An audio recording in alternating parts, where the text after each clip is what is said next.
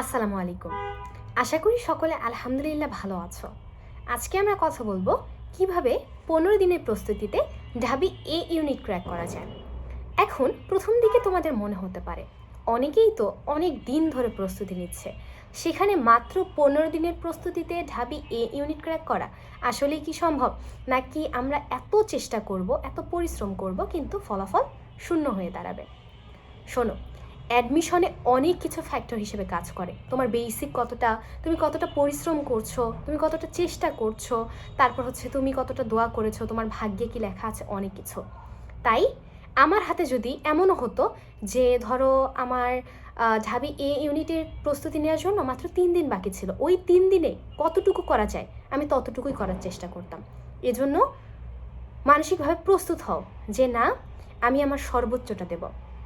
আর আমাদের টার্গেট কিন্তু top position নিয়ে থাকছে না, আমরা একটা সিটের জন্য লড়াই করব, সেটা হোক শেষের দিকে। আমাদের টার্গেট বেশি থাকবে, কিন্তু যদি আমরা শেষের দিকেও একটা সিট পাই সেটা হলেও আলহামদুলিল্লাহ। এই উদ্দেশ্য নিয়ে আজকে আমরা ভিডিওটা দেখব। এখন আমাকে বলো যে অন্যদের তুলনায় তো তোমরা একটু হলেও পিছিয়ে আছো, তাই না? তোমাদের বেসিক যতটাই ভালো থাকুক আর যেটাই হোক না কেন, তোমরা হয়তো বা অনেকেই মেডিকেলের জন্য প্রস্তুতি নিয়েছো, মেডিকেলে হয়নি, বা অন্যান্য ইউনিভার্সিটিতে দিয়েছো, অন্যান্য ইউনিভার্সিটিতে পরীক্ষা ভালো হয়নি, এজন্য হয়তো বা ঢাবি এ ইউনিটের জন্য প্রস্তুতি নিতে চাচ্ছ।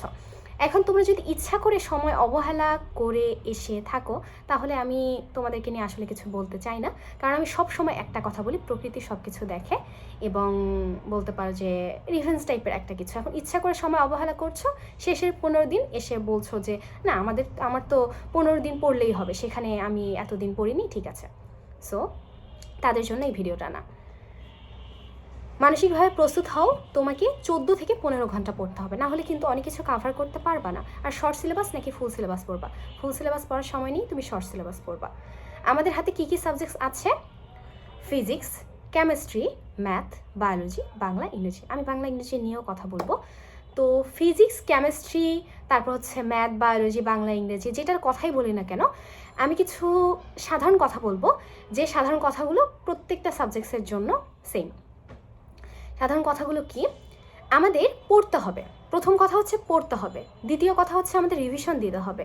তৃতীয় কথা হচ্ছে আমাদের বেশি বেশি পরীক্ষা দিতে হবে, বেশি বেশি প্র্যাকটিস করতে হবে, অর্থাৎ সলভ করতে হবে। আর চতুর্থ কথা হচ্ছে আমরা যেন ভালোভাবে প্রশ্ন অ্যানালাইসিস করি। এখন প্রশ্ন অ্যানালাইসিস বলতে আমি কি বোঝাই? ধরো আমি ফিজিক্স প্রশ্ন দেখছি, আচ্ছা তোমরা বিগত বছরগুলোর ফিজিক্স প্রশ্ন দেখো তো, কতটা মুখস্থের উপর নির্ভর করে আসছে আর কতটা হচ্ছে তোমার প্র্যাকটিক্যাল টাইপের। দেখবা যে যেগুলো হচ্ছে মুখস্থ টাইপের প্রশ্ন খুবই কম। কতটা? 2টা, 3টা, 4টা, 5টা, এর থেকে বেশি দেখেছো? এর থেকে বেশি দেখেছো? মানে আমি বলছি এটাকে আসলে প্রশ্ন অ্যানালাইসিস বলে।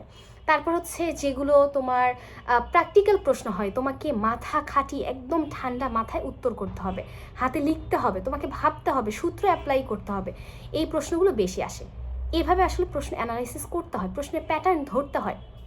তারপর মনে করো আমি বায়োলজির কথা বললাম, বায়োলজির ক্ষেত্রে তুমি যদি একটা চ্যাপ্টারের সব কিছু পড়ো তাহলে কি হবে?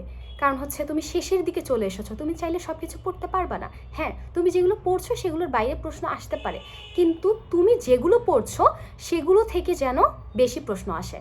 অর্থাৎ তুমি যাতে ভালোভাবে প্রশ্ন অ্যানালাইসিস করে বেশি গুরুত্বপূর্ণ টপিকসগুলো খুঁজে বের করতে পারো, তাহলে দেখবা যে না, তুমি যতটুকু পড়ছো ততটুকু থেকেই মোটামুটি পারছো, যতটুকু পারার কথা।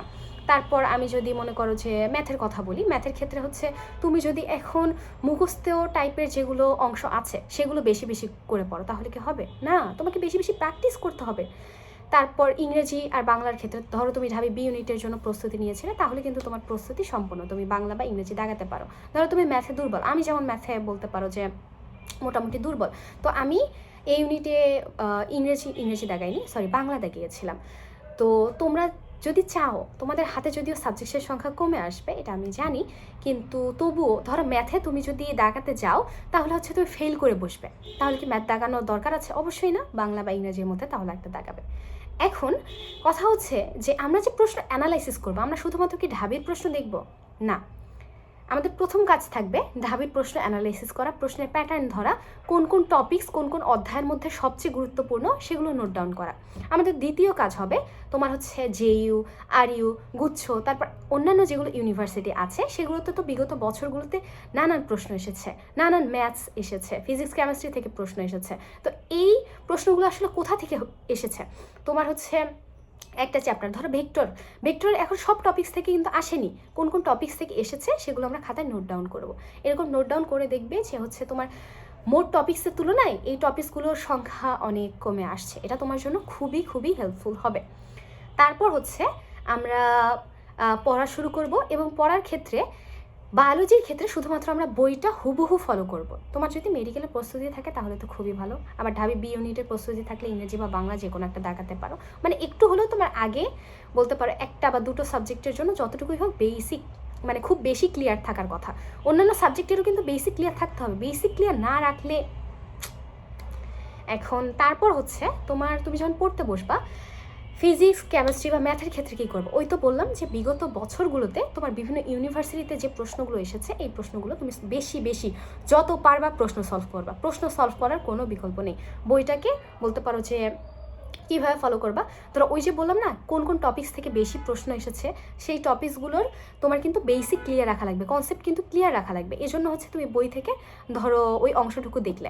এখন তোমার আমি যদি বলি ধরো জারণ বিজারণ থেকে প্রশ্ন আসছে, এখন জারণ বিজারণ কি এইটাতেই তুমি গুলিয়ে ফেলা। আমি অনেক গুলিয়ে ফেলতাম, জারক বিজারণ, সরি জারক বিজারক, জারণ বিজারণ, তারপর জারণ সংখ্যা বিজারণ সংখ্যা, মানে সব কিছু আমার গুলিয়ে যেত।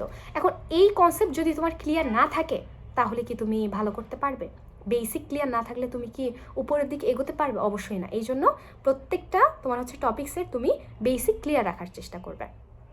এখন পরীক্ষা দেওয়ার ক্ষেত্রে আমি যদি বলি 15 দিনে 15টা পরীক্ষা দেওয়ার চেষ্টা করবা। কারণ আমি এমন অনেক স্টুডেন্টকে দেখেছি অনেক ভালো করে পড়ে কিন্তু পরীক্ষার হলে গিয়ে অপশন গুলিয়ে ফেলে, তারা ঠান্ডা মাথায় পরীক্ষা দিতে পারে না। তো এই জিনিসগুলো যাতে তোমার ক্ষেত্রে না হয় এজন্য 15টার বেশি যদি পরীক্ষা দিতে পারো খুবই ভালো। এখন কতক্ষণ পড়বা, কতক্ষণ তোমার হচ্ছে রিভিশন দিবা, কখন পরীক্ষা দিবা। রিভিশনের জন্য তুমি ধরো 2 থেকে 3 ঘন্টা রাখলা, তোমার যতক্ষণ আর কি লাগে। তারপর তুমি পড়লা ধরো হচ্ছে 11 থেকে 12 ঘন্টা। এখন তুমি বলতে পারো আপু কতক্ষণ করে পড়বো কোন সাবজেক্ট? তো ধরো তুমি ম্যাথ কম পারবা, ম্যাথের জন্য তো খুব বেশি প্র্যাকটিস করতে হয় ফিজিক্স কেমিস্ট্রির তুলনায়।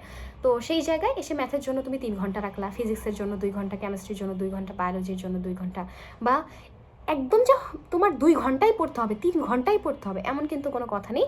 তুমি আর কি দেখবা যে তুমি কতটুকু কাভার করতে পারছো, তোমার ব্রেইনে কতটুকু ঢুকছে, তুমি কতটুকু টার্গেট নিয়ে এগোচ্ছ, বুঝতে পেরেছো? তোমার যদি টার্গেট মনে করো যে 1.5 ঘন্টার মধ্যে কমপ্লিট হয়ে গেল, তাহলে তুমি অন্য সাবজেক্টে চলে গেলে। তো এরকম করে আসলে সব কিছু তোমার উপর ডিপেন্ড করবে। এখন আমি সাবজেক্ট ওয়াইজ কিছু কথা বলি। ফিজিক্সের কথা যদি বলি সবচেয়ে গুরুত্বপূর্ণ জিনিস হচ্ছে সূত্র থেকে তোমার দেখবা অনেকগুলো প্রশ্ন চলে আসছে, সূত্র থেকে তোমার হচ্ছে রিটেন চলে আসছে।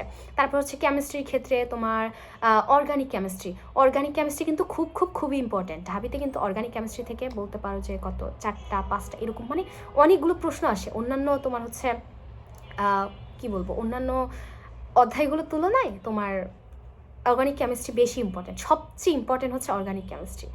তারপর হচ্ছে তোমার কিছু টপিকস আছে, ওই যে বললাম না তুমি বিভিন্ন ভার্সিটিগুলোতে বিগত বছরগুলোতে কোন কোন টপিক্স থেকে প্রশ্ন এসেছে এগুলো নোট ডাউন করবে। তো এভাবে কিছু টপিক্স দেখবে এত বেশি ইম্পর্টেন্ট, খালি এগুলো থেকেই প্রশ্ন আসছে। তারপর হচ্ছে তোমার ম্যাথের কথা যদি বলি, ম্যাথে দেখা যায় হুবহু কমন চলে আসে। ধরো একটা প্রশ্ন এই বছর জাবিতে এসেছিল, ওই প্রশ্ন বা প্রশ্নের তো টাইপ হয় তাই না, তো ওই টাইপের প্রশ্ন দেখবা যে কিছু বছর পর অন্যান্য একটা ইউনিভার্সিটিতে হুবহু চলে আসলো। তো এই জিনিসগুলো তোমার একটু ভালো করে খেয়াল রাখতে হবে। মানে ওই তো বললাম প্রশ্ন অ্যানালাইসিস করবা, প্রশ্নের প্যাটার্ন ধরার চেষ্টা করবা। তারপর কথা হচ্ছে ফোন থেকে দূরে থাকবা, ফোন থেকে সর্বোচ্চ দূরে থাকার চেষ্টা করবা। রিটেন প্র্যাকটিস করার যে ব্যাপারটা, রিটেন প্র্যাকটিস করার ক্ষেত্রেও সেম, বেশি প্রশ্ন অ্যানালাইসিস করবা। তারপর হচ্ছে দেখবা কোন কোন টপিকস থেকে বেশি প্রশ্ন আসছে। ওই তো বললাম একটা অধ্যায় সব টপিকস গুরুত্বপূর্ণ না। তোমার একটা টপিক্স যদি 100% গুরুত্বপূর্ণ হয়, আরেকটা টপিক্স বলতে পারো যে 95%। এমন কিছু টপিক্স আছে যেগুলো হচ্ছে 30% 40% গুরুত্বপূর্ণ। এখন তুমি যদি সব পড়তে যাও তাহলে কি হবে? তাহলে হচ্ছে তুমি খুব বড় লেভেলে একটা ধরা খেতে যাচ্ছ। এভাবে তুমি একটা প্ল্যান মাফিক সামনের দিকে এগো। তুমি চাইলে পমোডোরো টেকনিকটা অ্যাপ্লাই করতে পারো তোমার যদি বেশিক্ষণ মানে পড়তে অসুবিধা হয়, কারণ আমি দেখা যেত যে খুব বেশি সময় পড়তে পারতাম না, এজন্য আমি পমোডোরো টেকনিক অ্যাপ্লাই করতাম, যার কারণে দেখা যেত যে আমার পড়াশোনার যে মনোযোগ সেটা বারবার মনে করো যে একটু হলেও বাড়ছে। অনেক চ্যাপ্টারের ক্ষেত্রে দেখবা যে হচ্ছে তোমার ক্লাস করা লাগছে, তুমি অনেক কিছু বুঝছো না, এমন হতেই পারে। তো সেই ক্ষেত্রে হচ্ছে তুমি যদি লং ক্লাস করতে যাও, ধরো হচ্ছে তোমার স্পিড নর্মাল দেওয়া আছে, তাহলে কিন্তু হবে না। তুমি যতটুকু স্পিডে দেখলে বুঝতে পারছো, আমার 2x স্পিডে দেওয়া থাকলেও কোনো সমস্যা ছিল না, আমি বুঝতে পারতাম। তো খুব তাড়াতাড়ি তুমি ওই ক্লাসগুলো শেষ করার চেষ্টা করবে, যাতে হচ্ছে তোমার বেসিক যতটুকু ক্লিয়ার করার দরকার ছিল ততটুকু ক্লিয়ার থাকে। কিছু কিছু ম্যাথ আছে যেগুলো হচ্ছে তোমার একটু ব্রেন খাটিয়ে ক্যালকুলেটর ইউজ না করে খুব কম সময়ের মধ্যে তুমি যদি আগে প্র্যাকটিস করে থাকো, তাহলে হচ্ছে তুমি সলভ করে ফেলতে পারবা। এই প্র্যাকটিসটা কিন্তু তোমার দরকার। এজন্য হচ্ছে তুমি টেকনিকগুলো আয়ত্তে আনার চেষ্টা করবে, যে কী কী টেকনিকের মাধ্যমে তুমি হচ্ছে এই ম্যাথগুলো খুব তাড়াতাড়ি সলভ করতে পারছো।